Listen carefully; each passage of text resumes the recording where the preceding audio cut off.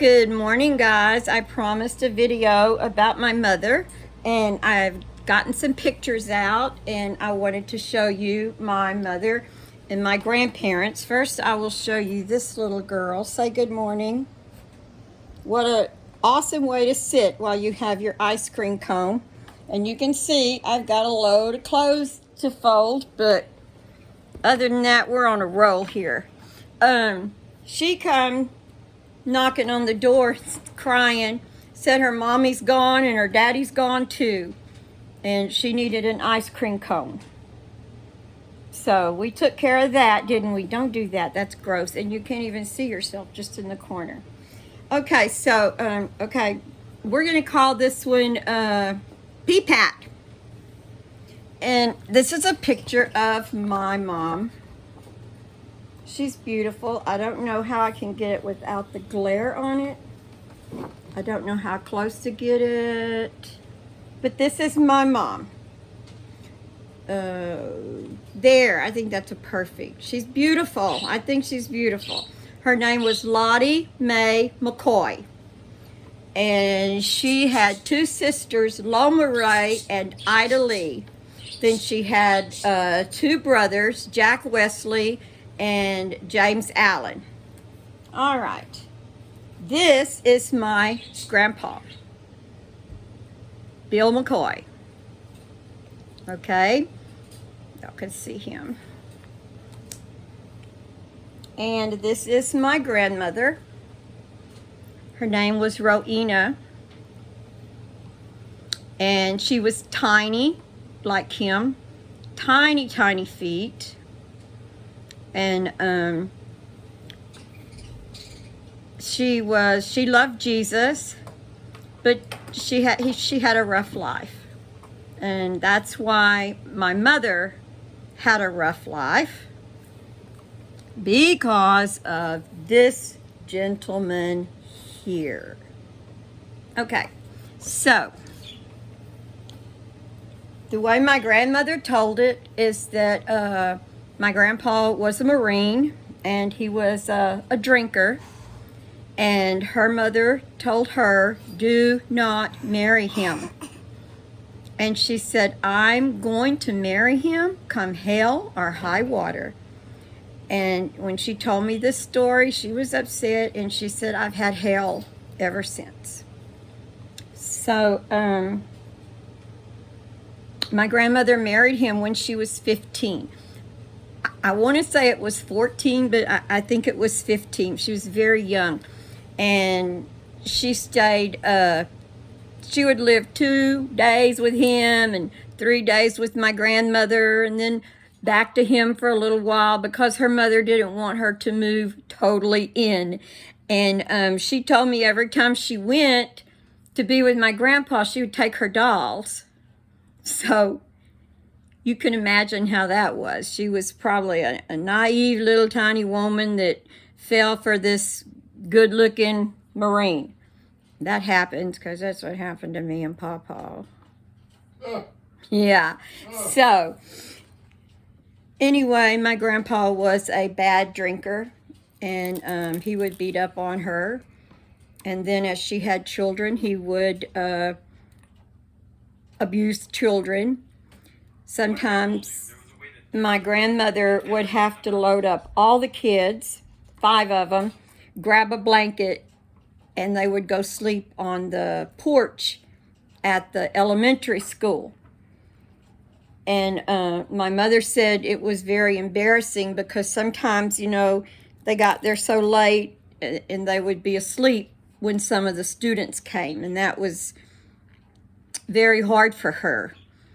And she said one time when my grandpa was drinking, he actually took a kitchen knife, and she was pinned against the wall, and Aunt Loma Ray shoved her away from the wall right as my grandpa stabbed the wall, which he would have.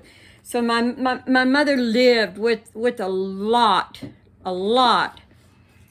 of things in her life that weren't good. Anyway, you got it? Yeah. she was working in a soda fountain, and a sailor come in and asked her name. She said Lottie Mae, and he goes, "Oh my gosh, you don't look like a Lottie Mae. You look like a Patricia." So from then on, she started calling herself Patricia and Pat. So when she signs documents, it was always Lottie Mae ... Pat McCoy or Kreisel. No, baby. Hey, ready to pop off. She married my dad when she was 18. I was born when Mom was 18, and my dad was only 20. So I had a great childhood, but Mom always had those little things inside her head where she was never 100% happy. And when I first had the kids, and then all the kids got in school, we did things together. We went to a gym together. We shopped together. But as mother got older and you go through the little changes in your life, she became a little bit hard to deal with. So she would lose her temper easier, and she was always depressed. When I was little, I can remember Mom just laying in the bed, and Dad trying to coax her to get up. Let's take a walk. Let's go in the sunshine. We lived in a little place called Spurger, and we had 65 acres there, and it was beautiful, and we had ponds and so much happiness to be found, but mother never could find it. I went to church most of the time when I was little with my daddy's mother. This is her. She was, I think, an angel. And she loved Jesus more than anybody I know. My other grandmother, she loved Jesus. And in my grandpa's older years, she never drove. He would drive her to church on Sunday mornings, and he would pick her up, and he would take her on Saturdays to get her hair done. So maybe in his own mind, he was making up for some of the things he did when they were first married. There was so many times when the fire department had to come and resuscitate him because he would be smoking in the bed and fall asleep and set his bed on fire. So that happened numerous times. Anyway, I loved him because he was my grandpa. And I would stay, it was Mama and Papa to me, but I would stay with them always during the week in the summer. Always had to be during the week because Grandpa would drink on the weekends. And sometimes he got kind of mean. And I witnessed that a couple of times, but Mother never kept me from my grandparents. So, honey, I'm getting a call for Bree. Would you call her on your phone? So anyway, I spent a lot of time with my grandmother. She would jump rope with us. It was just Richard and I at the time because Randy wasn't born yet. But we would have Sunday dinners sometimes whenever my mama wanted to cook, because everybody at this time, well, it's kind of a long story because my mom and dad moved to California when we were when I was in the 8th grade, fixing to go into high school. And that was hard for my grandparents and for me. And it was leaving everything I had ever known. And I got, frustrated with my dad for that. But if I hadn't have, Dad hadn't have moved us. Guys, Bree came in to get Carter. She didn't even know she was gone. Carter got up and said she couldn't find her, and she said she was sitting there on the sofa the whole time playing on her phone. So I don't know, but at least Carter, when she wakes up, she knows where to come, and she knows where she can get an ice cream cone. All right, I'm gonna go back to my mom, and I've honestly, guys, lost the point of where I was.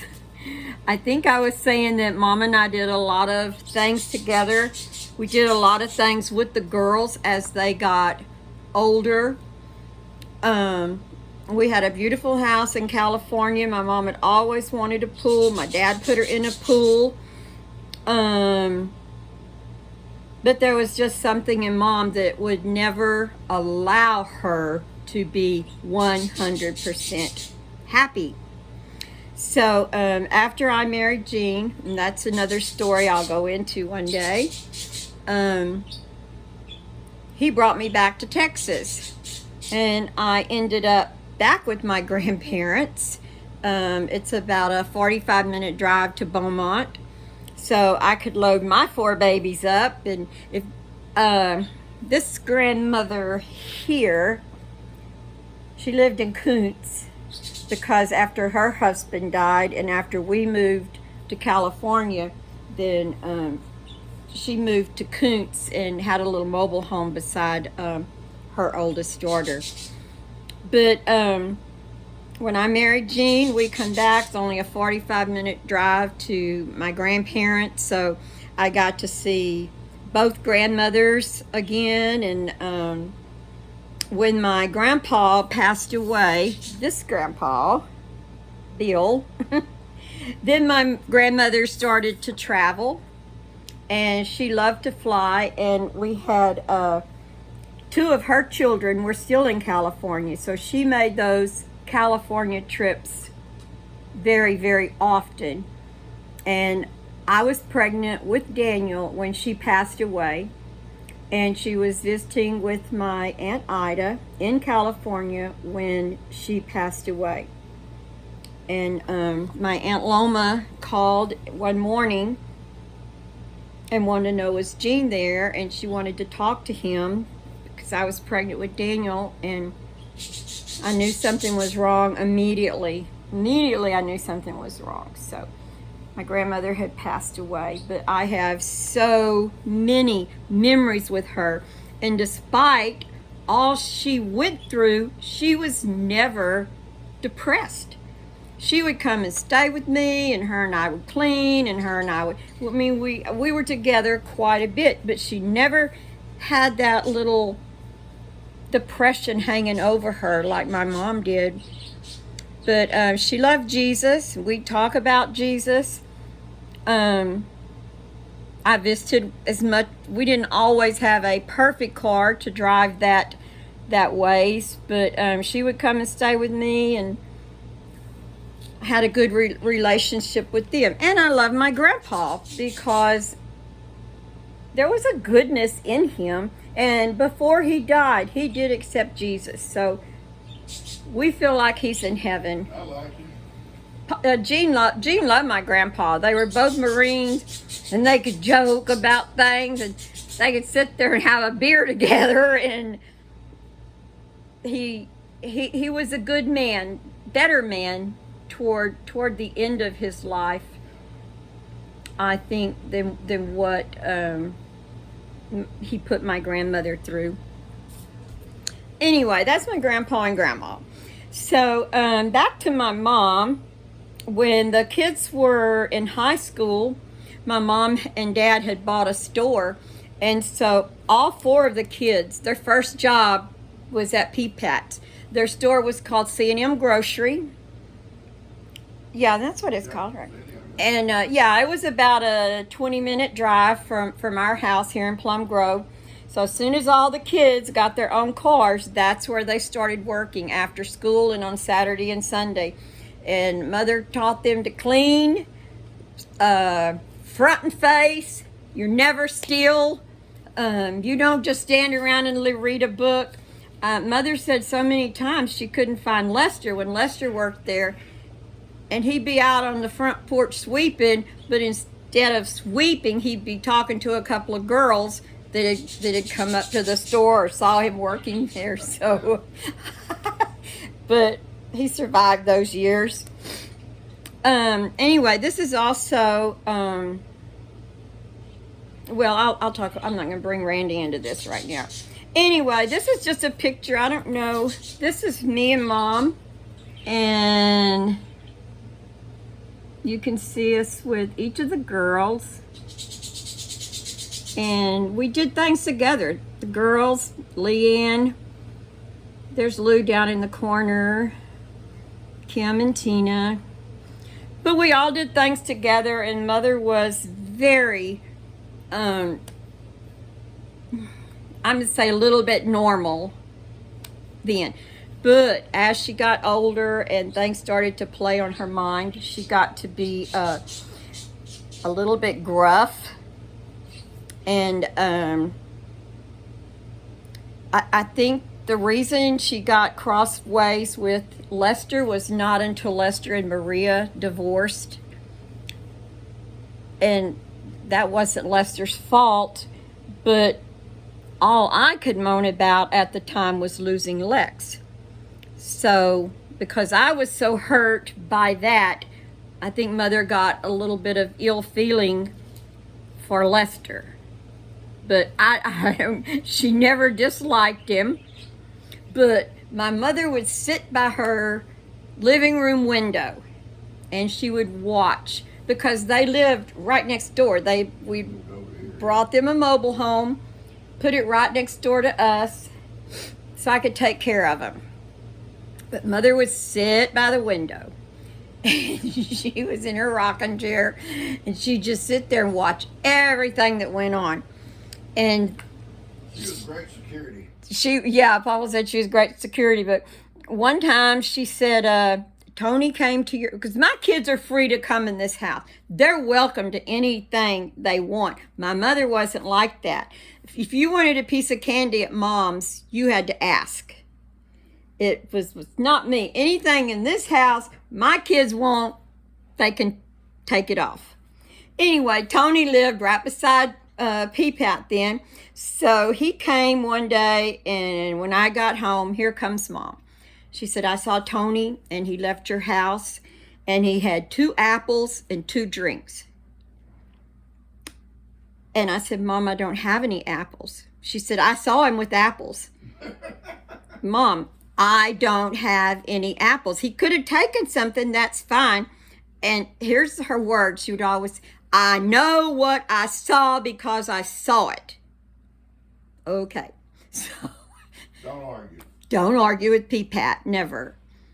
So when I asked Tony, what did you take from the I had 2 red Jellos and 2 Dr. Peppers.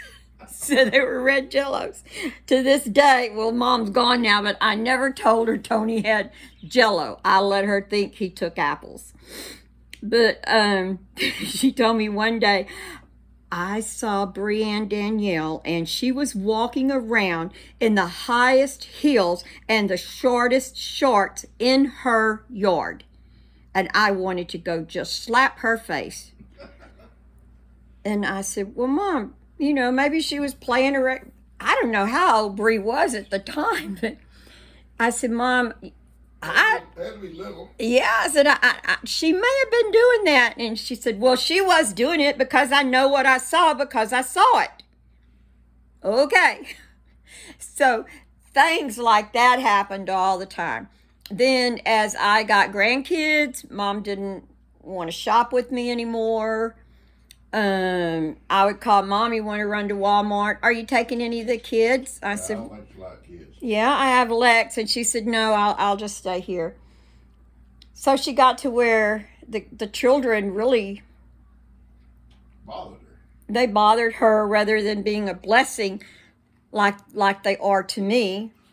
Was it being that took some candy? Oh my gosh, yeah. Ben was about 4. He went to Peapat's to visit. And while he was there, he took a piece of candy out of the candy jar and she spanked him. And she come over and she was so mad and that was so disrespectful. And she said, I spanked him. And I was so angry because I'd never spanked Bennett. You know, sometimes I run around with my flippy and I give him a little flop. But anyway, Mother was so hard to deal with. And I would tell her, Mom, let's go and let's get some pills that'll just make you feel better. No, she wouldn't take any pills. So anyway, I guess about a year and a half before Mom passed away, she was leaving to go somewhere, and she said that she would never come to Sunday dinner again because Stephanie shunned her. And she said she was driving, Steph looked right at her, she waved, and Steph didn't wave. And I said, Mom, she didn't see you. Stephanie loved you. She said, she shunned me and I'll never come to Sunday dinner again. And guys, she didn't. She never came to another Sunday dinner. My dad would. Yeah. My dad come to Sunday dinner and until he passed away, but he'd just get in the car and come down. But the funniest thing is Mom, she always talked about Dad. Like behind his back, she would go. It was the other way around. Yeah. The funniest thing happened. Mom was driving the car. They pull in at Kim's. It's Mom started driving because Dad didn't really like to drive. So Mom started driving everywhere. You got to think she was 80 years old now. So Kim had done something new on her porch, and Mom wanted to see it. So she gets out of the car. She brakes and gets out of the car, and then the car keeps rolling. Left it and drive. She left it in drive, and Dad's looking out the window at her, and the car's driving past, and Mom's going to Dad. Oh, Pops. And He didn't know to jump out. no, anyway, it ran into a hedge bush thing. It stopped, but she was going like this because Dad was still sitting in the car. But she was funny, and I can laugh at some things. But after I didn't have Lex anymore, I went back to work. And I would call her every day when I got off to see if she needed something or anyway, one day the phone just rang and rang and rang and rang, and I'd call back and it'd ring and ring and ring. So I come on home and I was changing my clothes, and I think I got off at 2 back then. I think I had, maybe you had Lex. Lex was here. I know Lex was here. Anyway, Dad walked over and he had the phone hooked to his belt. And I said, Dad, why are you carrying the phone around? I've been calling and calling and calling. And he goes, well, I told your mom that that the phone was ringing, but she's doing her exercises and will not get off the floor. At this time, my dad was starting to get dementia. So, yeah. So anyway, I went over to check Mom, and I found her. She had passed away in the bathroom. It looked like she'd maybe gotten up that morning and went into the bathroom, and foop, just like that. Massive heart attack. Yeah. And yeah, I literally went crazy. I went literally crazy. That's a hard thing to find. I come out screaming and yelling, and it was real hard. But I had to think, okay, Dad, I had to calm down because Dad's sitting on the porch. I don't even know what we told him at the time that Mom passed. I don't know what, I can't remember. It wasn't unusual not to see her during the day. She never hardly come out. Pops was out all day long, back and forth. And he never said nothing, No, never said. And then told me she was doing exercises and wouldn't get up. So anyway, that's how I lost Mom.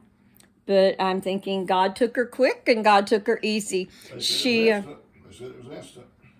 She was on a blood pressure medication, and she was out of her medicine, but in the last year of her life, my mom could not find a doctor that she liked. And when I was home, I would sit on the computer with her little insurance book. They had to be, she come out talking one time about a doctor, and then she just loved that doctor. But later, when she was looking at her book, she found out she wasn't the doctor, she was the nurse practitioner, so she wouldn't go back there. That made her angry, because that, just everything set her off. And we just kind of tried to roll with it the best that we all could. But she got very negative on things, and if she felt something, she would say it. And if anything was said while we were all together, she'd be out the door. And it was, yeah. Okay. So that is the Pea-Pat story. I'm sure she loved us all, and we loved her, but she was a Pea-Pat. She's buried down here. She's buried in the cemetery. We didn't have a funeral. I don't like funerals. I do not like, yeah, we just had a graveside service, and we had a lady come and sing, and I think, didn't Larry McMillan do her service? Or Parker, one or the other. I forget. I don't know. Anyway, it was hard, and it was unexpected, because we all thought Dad would go a long time before Mom, but that's not the way God wanted it. So, okay, maybe tomorrow I'll talk about my dad, if y'all can stand another video staring at this face. And notice I haven't talked about wrinkles, so. And you haven't folded your clothes yet, Brand. Oh. All right, guys. Thank you. Have a good day. Be blessed. Mom and Dad, a couple of years before Mom passed away. She was 83 when she passed away. Very, very sweet people. All right, we're going to close this off, folks. Hope y'all enjoy it.